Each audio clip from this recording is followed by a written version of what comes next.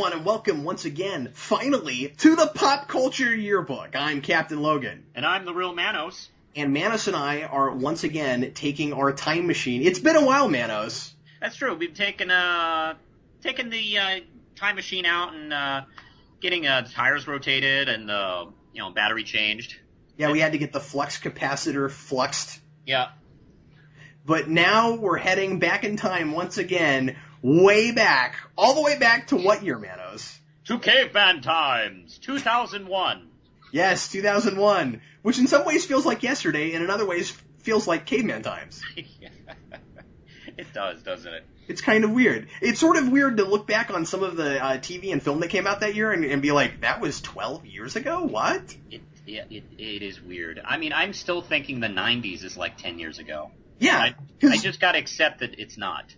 It all, I mean, everything I'm looking at here all feels still pretty modern to me, you know what I mean? Like, if you, in 2001, if you went back 12 years, it felt like 12 years ago. Like, the difference between, I just mean in entertainment, like, the difference between 1988 and 2001 is astonishing compared to the lack of difference between 2001 and 2012. Yeah, it does. 2001 really doesn't feel like any different era, really, than right now. I mean, the clothes look pretty much the same, and people talk still pretty much the same. Yeah. I mean, the music's gotten worse, but that's about it. Yeah, pretty much. Well, hey, Manos, here's some stuff that happened in 2001. 2001 was kind of cool for some entertainment, but was terrible for global events. Of course, that was 9/11. And yes, so, it was. I mean, yeah, it was not a good year. It was the year of the anthrax scare. It was the It's a pretty bad couple of months. Yeah, it was. It was not so good. Bush became president. It was the first successful artificial heart transplant, so I guess that's good. Yay, there we go. And Tom Cruise and Nicole Kidman got divorced. See, that's 12 years ago. Like, when that's one of your good news. Well, I didn't mean for that to be one of the good news necessarily. It was just, the last thing on the list. Well, here's some popular movies that came out that year. Number one at the box office was Harry Potter and the Sorcerer's Stone, followed closely by Lord of the Rings. That was also the year for Monsters, Inc., which is one of my personal favorite movies, Shrek, and Ocean's 11. Television that started that year, that was the beginning of the big onslaught of reality TV shows. It was the first year for both Survivor and Fear Factor. Yeah. Other shows that came out that year, 6 Feet Under, Samurai Jack, Enterprise, Smallville, and Alias. And popular musicians included Lenny Kravitz, Blink-182, Britney Spears, and Stained. And Manos, what did you choose to talk about for the year 2001? Well, this time around, I decided to avoid films and TV, although I might have chosen 6 Feet Under, actually, if I'd gone with a TV show. I always heard great things about that and never got around to watching it. I love that show. I do recommend it. I won't go any far into it. It is one of those shows you either love or don't care about. It's one of those things. But I always really, really enjoyed that show. But I decided to go with the comic book. Cool. And after breezing a few, I think my favorite comic book of that year was Batgirl number 13. What? Wow. Really? You're going to pick a single comic book? Yes. One That's issue. Awesome. Okay. I almost picked a really good 3-part story arc from Detective Comics. You realize I'm going to have to go out and buy that just to get pictures, right? Yeah, I know. Well, you can just scan it. I mean... Well, I could. But I don't have it. You don't have Batgirl 13? No, I don't. The only Batgirl I have... Well, that's Cassandra Cain Batgirl, right? Yes. Okay, I've got the trade that collects the last, 12 issues of that series, but that's all I've got. Oh, okay. Is that Destruction's Daughter? Yes. I love Destruction's Daughter. And I haven't read it yet, so don't tell me anything. I'm going to do I won't say anything. But anyway, Batgirl 13 is a single-issue story, although it does have sort of, a sequel in the next issue. But either one can be read separately. Oh, interesting. Okay. And this issue was... by Kelly Puckett, the writer, and Damian Scott, the artist. And personal note, I really dug this character and I really enjoyed this series. And then when issue 13 hit, that's when I fell in love with the character. When you always hear me talk about this character with such great reverence and how I'm very disappointed that she's in limbo right now, This is kind of the issue that started it. I really enjoyed this issue. And the cover features Batgirl. You only see her in reflection of a badge of this government agent she's punching out. And it just says busted. So you're kind of wondering what the heck that's about. And the issue starts with Batgirl basing off these government agents in, black suits and shades, and they have their weapons all pointed at her at pretty point-blank range, actually, in a warehouse with their laser sights fixed right on her. They start shooting, four of these guys. And then begins one of the coolest scenes I've ever seen in any comic. She dodges all the bullets. And then in the next page, they all look really confused over, well, we shot at her and nothing happened. What do we do now? And while they're deciding, she jumps in and beats the crap out of them. And the scene ends with her grabbing one of the guys and him telling her that we're government agents and you're in trouble. This guy's a terrorist. Then she knocks him out, and she and this guy that had been watching the whole scene. By the way, the guy is narrating this sequence. And they're both captured when they try to escape. Now we find out this supposed terrorist was a assassin who worked for this secret organization within the government, and he is being interrogated by his boss, and he is told that they were going to off him because he refused to take out one of their targets. This is where we learned that they had sent him after these other intended targets who were supposed to be terrorists. He killed them. They move on, and then there was this one moment where he decided not to kill, and he got a look at the face of his intended target and couldn't do it. And then he became, targeted himself. That's when Cassandra kind of jumps in. By the way, Cassandra Cain doesn't appear in costume, I think, which is interesting in this issue. At all? Not at all. She's only in costume on the cover. That's because she didn't have time to change. And something that I find interesting about Cassandra, she didn't care about her secret identity or not. She was kind of off the grid anyway. So if people found out who she was, it really didn't get Batman in trouble. Well, and am I wrong about this, or did she not really even have a name until later? Well, she had a name. It was I can't remember where she got the name Cassandra or not. I can't remember offhand if it was Barbara or her father Kane that named David Kane. I can't remember if he named her or not. Okay, because I didn't think she even had an initial given name. But yeah, she. Okay. Yeah, I'm trying to remember. I can never remember where exactly that point. Because she's not called that in No Man's Land. You don't know what her name is. At least in the trades I reviewed, there might be an issue somewhere, but at least in the 40 issues I read, she's not ever called that. Yeah, Barbara pretty much became her mother actually during this period. And anyway, the guy's being interrogated, and they're going to kill him, and then breaks in Cassandra, who had been captured, but she had broken free, and she beats these guys senseless and grabs the assassin. There's this wonderful sequence where the boss tells her that he gives this huge speech that there's no place. Here, I got it right here. There's no place for you to run. We'll have your addresses, your phone number, your records, your favorite ice cream at the end of the day. And she says simply chocolate. And he goes, this isn't a joke. We can take your whole life, your friends, your family, and turn them against you. And then she simply laughs and says, my friends will find you. Oh, because I know who her friends are. Her friends are Batman and Oracle and Robin and Nightwing. Those are pretty good friends to have. Anyway, in runs a exciting sequence where they escape from the building. She grabs this hose, kind of Die Hard style, and they leap and swing off Meanwhile, she gets shot in the shoulder while doing this and really pays no attention to it. Anyway, the scene ends with her giving him some falsified documents to create a new identity with that apparently Oracle had created for them. And he asks her, why did you do this? You know, they told you that I was a terrorist. Why did you believe? And at the end, she discusses how she had seen them chasing him down the street, and there was a little boy in the way. And he had gotten out of the way in order to, you know, avoid hitting the boy. And the agents didn't care and just knocked him down. And that told her all she needed to know, what was in his heart and who he was.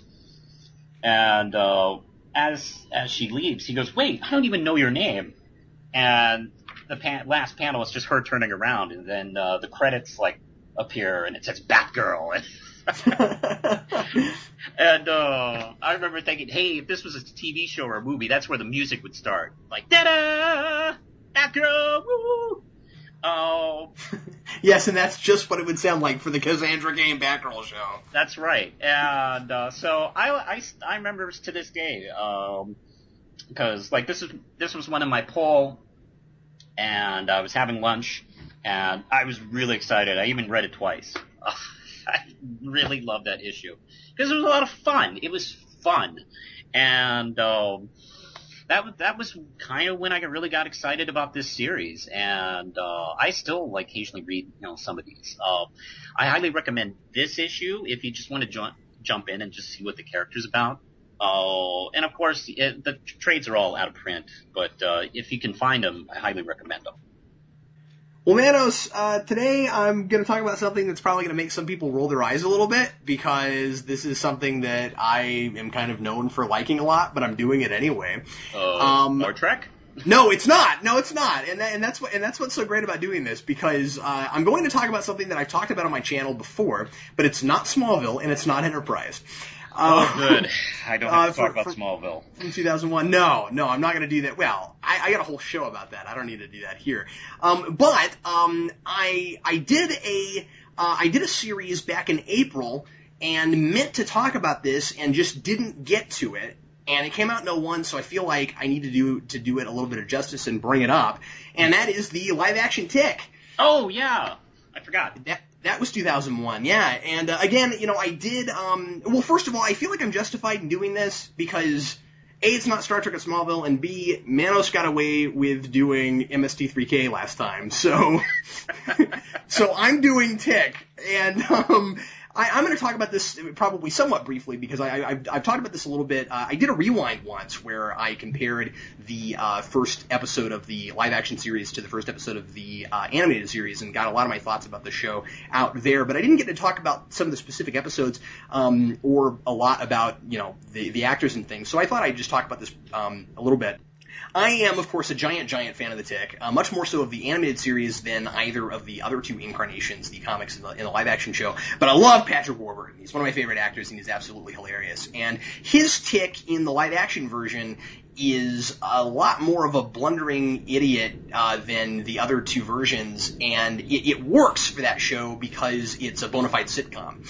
And what was amazing about the show is that, me being a Tick fan, prior to this, I thought it was really weird that they went the sitcom direction, because I was like, well, now you can't really do a lot of fight scenes, you can't have a lot of supervillains, but you know, once I got over that, it made a lot of sense because you didn't need a big budget to make it work after that, as long as the writing was funny, and a lot of the time it was.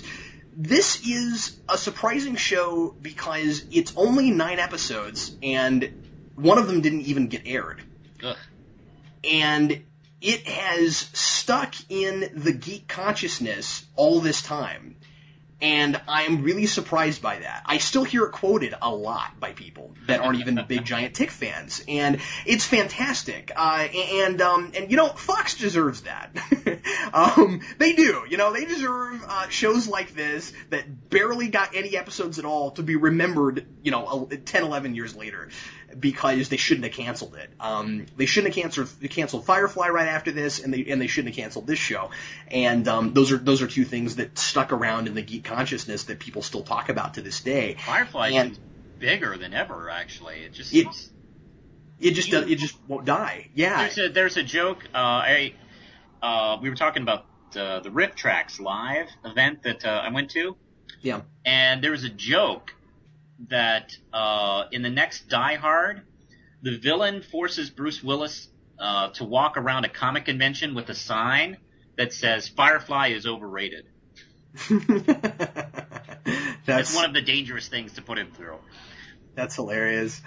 The Tick is a show that, as much as I like it, and as much as I like a lot of just singular lines of dialogue that I find extremely quotable, it never entirely found its footing because it just didn't have time to, and I feel like it was really on its way. The pilot is, in my opinion, the best episode of the series, and it's funny that I say that it didn't find its footing, but I mean that's because Ben Edlund, who created the Tick, wrote the pilot and didn't write the rest of the show. As far as I know, I don't think he actually wrote any of the other episodes unless he co-wrote some of them. I should have looked that up before I said that. Well, they probably had a different showrunner. But he wasn't the showrunner. What worked so well, what helped it a lot was that the showrunner was actually the guy who directed the Men in Black movies, Barry Sonnenfeld. Oh, really? Okay. Yeah. I know he directed the first episode, and I think he was actually in charge of the whole endeavor. Although I could be wrong on that too. But he, I don't know. In his commentaries, he sure talks like it was kind of his baby. And of course, after what's funny is, you talked, Manos, at one point about Pushing Daisies.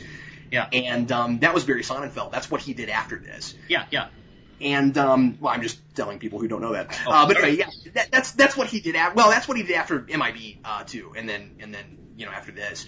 And the show, of course, is the reason that Patrick Warburton has a cameo in Men in Black 2 as Agent T, pretty much playing the Tick without the costume because he's named Agent T, and it's kind of funny. But anyway, I don't know. A lot of people when this came out kind of cried foul on it that liked the Tick already because he didn't have a face mask, and it ended up being necessary because Patrick Warburton is way too expressive, so you kind of needed that. And I mean, it's a little bit strange looking, but it doesn't look good. I mean, that's it doesn't the problem. Look good, but his performance, I think, would have been hindered by it, and the animatronic antennae more than make up for it. Mm-hmm. Because they're hilarious. And there literally was just a guy that was hired to just sit on the sidelines and control that, and that's all he did. And who wouldn't want that job? But anyway, so of course, it being a sitcom, you can't just have the Tick and Arthur. You have to have either like a threesome or a foursome. So you have the Tick, you have Arthur, you have Batmanuel, who is Nestor Carbonell, doing a really hilarious Spanish accent. And Nestor Carbonell, for those of you that don't know, is the guy who plays the mayor in the Dark Knight films. I didn't know that. Yeah, that's who that is. That's hilarious. Yeah, and that shows you just how versatile of an actor he is. And he also played Richard Alpert in Lost, and I loved his character in Lost.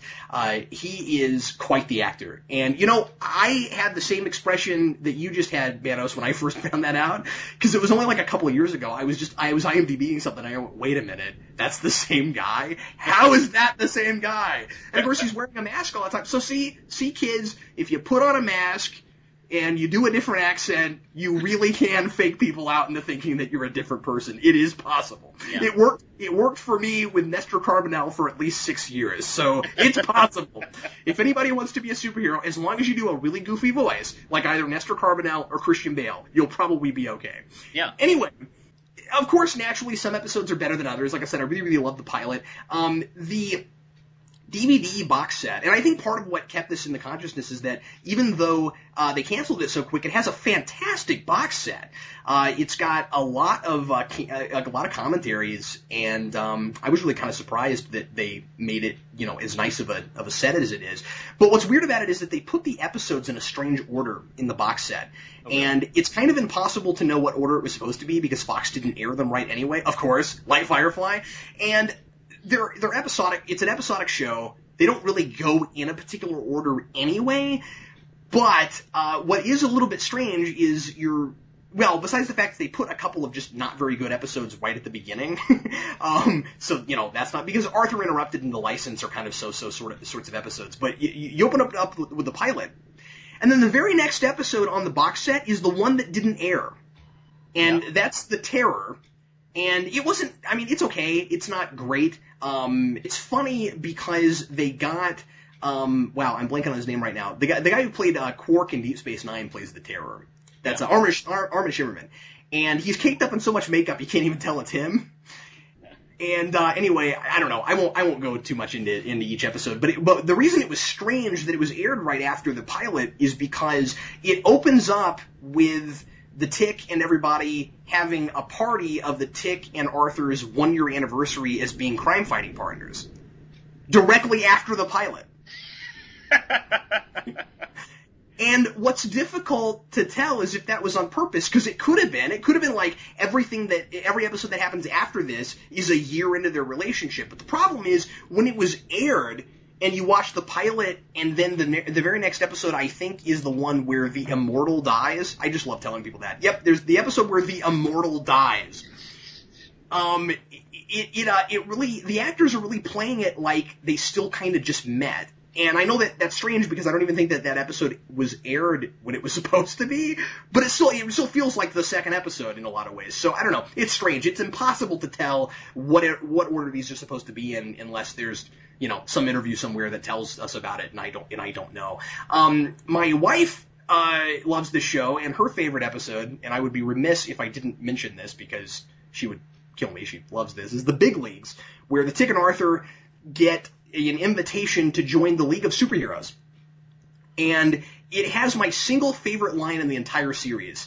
It opens with Arthur getting this plaque in the mail. It's not just a letter, it's like a plaque.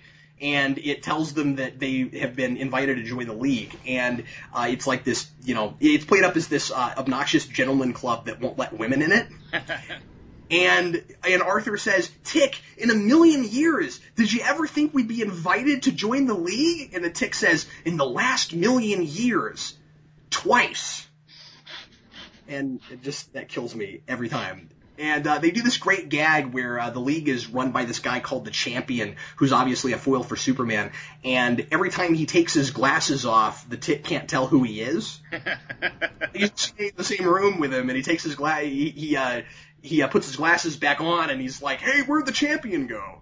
And he'll take his glasses back and be like, "Oh, there you are!" And it's this running gag through the entire episode. It's fantastic.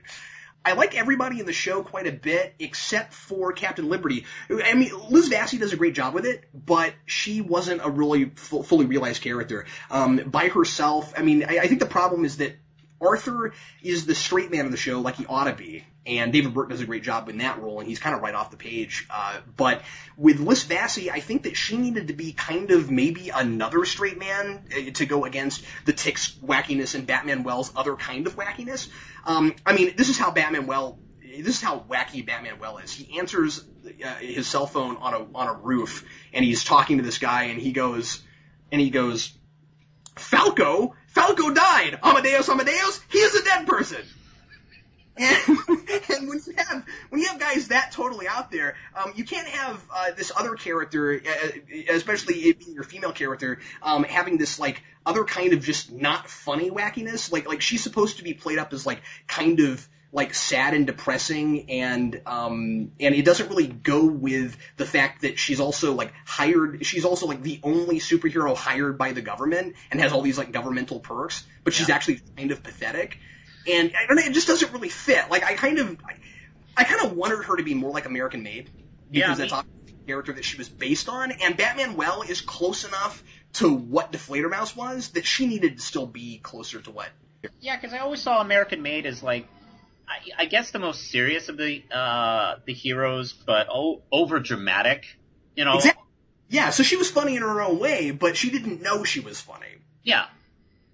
And this character seemed a little too, I don't know, realistic in a way, like a person, just a person in a weird situation. And yeah, I guess that is hard to bounce off.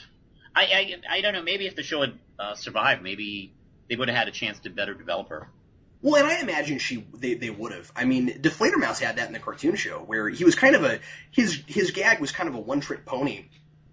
And then as he went along, it got funnier because you found out that he was, like, obsessed with high society and, like, fashion and furniture, and the whole idea of him, like, never actually fighting crime and always running away from danger made a lot more sense when you found all that out about him, that he was actually that superficial about everything. Yeah. And like Batmanuel is a bit of a different character, but he still kind of has that to a degree. It's actually kind of funnier with Batmanuel because, well, actually, I guess they both had that. I was going to say Batmanuel has this car that he calls the Batman-Wellmobile that always breaks down, but Deflator actually had the exact same gag. Now that I think about it, so.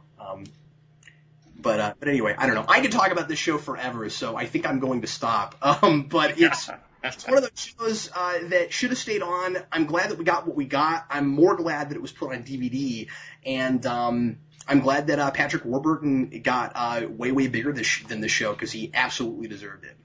Now he voices every cartoon character ever. Yeah, which is amazing because they all sound the same. Yeah. It's like, wow, that's no range, but he does so many great characters. Well, anyway, thanks a lot, everybody, for listening to the Pop Culture Yearbook. We're going to take our time machine and come back to the present. And, Manos, we forgot to talk about a date for next time. Yeah, we didn't set one. Hey, let's have some fun and decide one right now on camera. I'm going to propose 1982. Okay. Oh, 82 is good. I was actually going to suggest 86. What would you prefer? Okay, 86. Let's go with 82. I like 82. Okay, we'll do 82 then. Although I think, didn't we do 82? I couldn't, well, I did a quick search while we were talking and couldn't find one. Done! Let's do 82. So I don't think we did it, but if we did, we'll pick something else. Who cares? I'm going to do it. All right, well, from the command of Manos, of the thing I just came up with, we're going to be talking about 1982 next time. And we should be back with you in a couple weeks. Thanks, everybody, as always, for listening to the Pop Culture Yearbook. I'm Captain Logan. And I'm the real Manos. And we'll catch you next time.